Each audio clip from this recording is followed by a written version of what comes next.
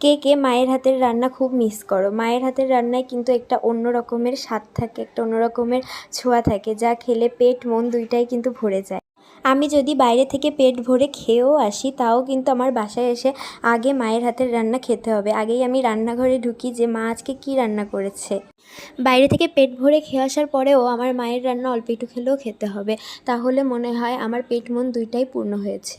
আমি যখন রান্না করি তখন আমি রান্নাটা অনেক মজাদার করার চেষ্টা করি, কিন্তু একটু মজা হয় না, কেন জানি না। আসলে মায়ের হাতের ছোঁয়া বা মায়ের হাতের রান্নার ভিতরে একটা অন্যরকম জাদু আছে বলে আমি মনে করি।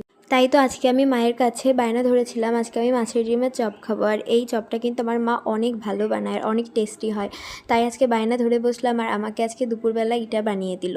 সব কিছু প্রিপেয়ার করার সময় আমি মায়ের পাশেই দাঁড়িয়েছিলাম আর দেখছিলাম সবটা কিভাবে কত সুন্দর করে করছে, আর আমি একটু একটু শেখার চেষ্টা করছিলাম। আর এই যে দেখো, দেখতে দেখতে আমার মায়ের হাতে